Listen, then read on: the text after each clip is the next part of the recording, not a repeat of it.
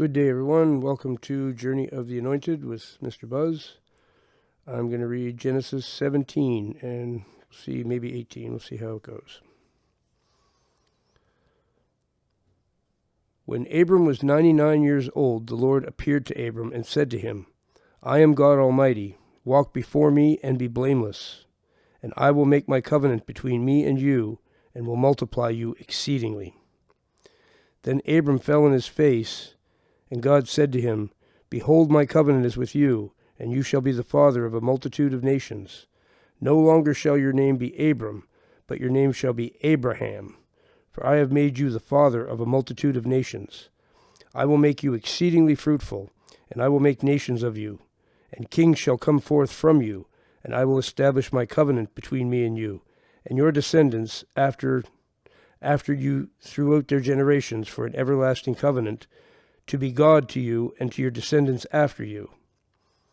And I will give to you and to your descendants after you the land of your sojournings, all the land of Canaan, for an everlasting possession, and I will be their God.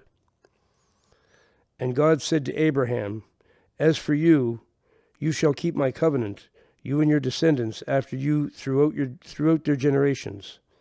This is my covenant which you shall keep between me and you and your descendants after you. Every male among you shall be circumcised. You shall be circumcised in the flesh of your foreskins.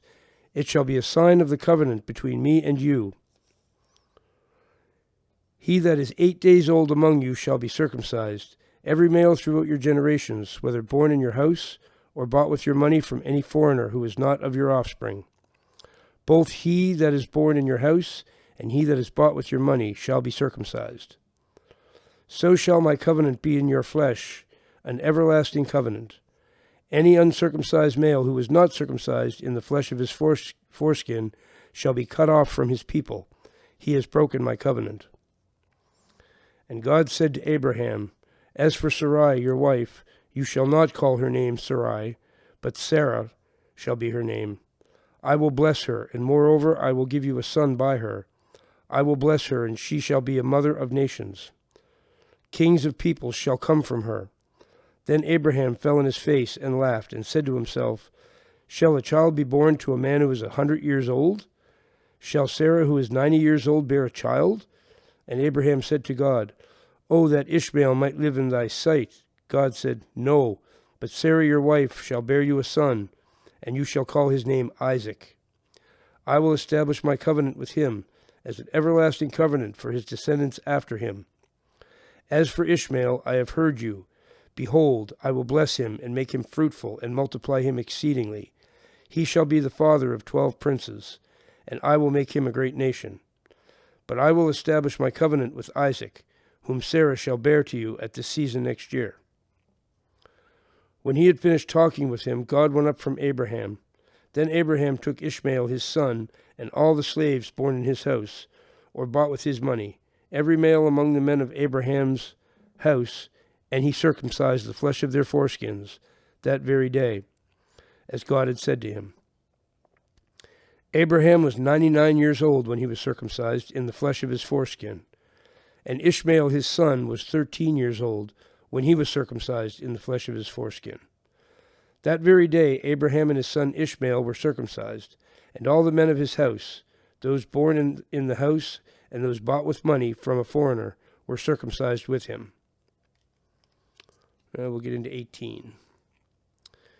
And the Lord appeared to him by the oaks of Mamre, and he sat at the door of his tent in the heat of the day. He lifted up his eyes and looked, and behold, 3 men stood in front of him. When he saw them, he ran from the tent door to meet them, and bowed himself to the earth, and said, My Lord, if I have found favor in your sight, do not pass by your servant. Let a little water be brought, and wash your feet, and rest yourselves under the tree, while I fetch a morsel of bread, that you may refresh yourselves, and after that you may pass on, since you have come to your servant. So they said, Do as you have said. And Abraham hastened into the tent to Sarah, and said, Make ready quickly 3 measures of fine meal, knead it, and make cakes. And Abraham ran to the herd, and took a calf, tender and good, and gave it to the servant, who hastened to prepare it. Then he took curds and milk and the calf which he had prepared, and set it before them, and he stood by them under the tree while they ate. They said to him, "Where is Sarah your wife?" And he said, "She is in the tent." He said, "I will surely return to you in the spring, and Sarah your wife shall have a son." And Sarah was listening at the tent door behind him. Now Abraham and Sarah were old, advanced in age. It had ceased to be with Sarah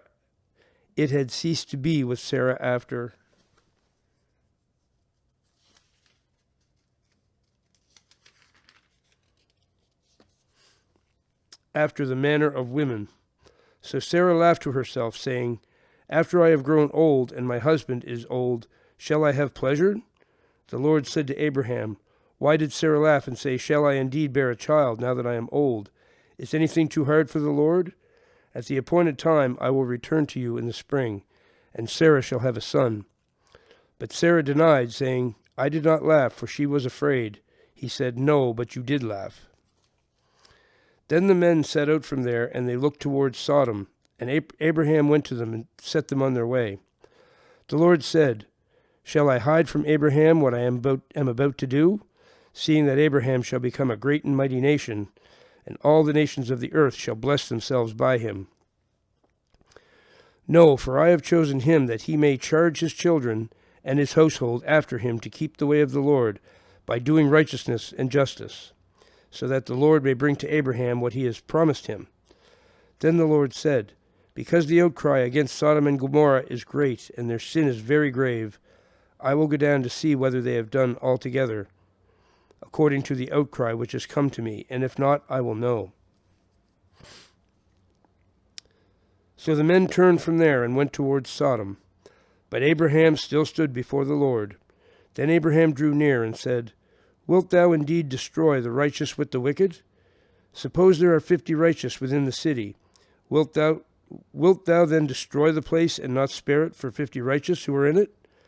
Far be it from thee to do such a thing, to slay the righteous with the wicked, so that the righteous fare as the wicked.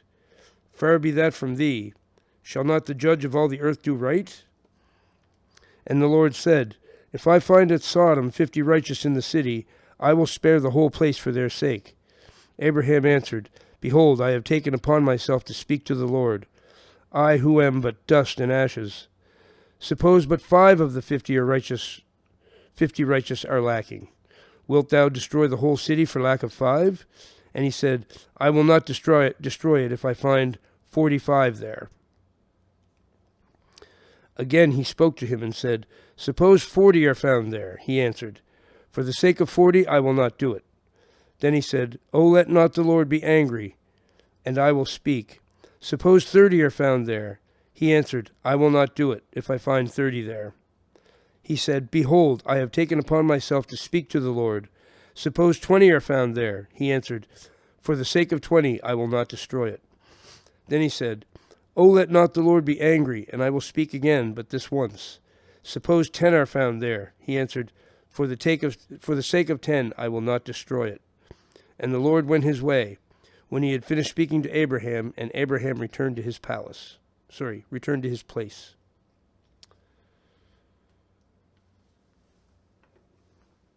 And that was Genesis 17 and 18. So I'll be back in another one and read some more. Thanks for listening. Remember that Jesus Christ is the way, the truth, and the life, the Lord of lords, and the King of kings.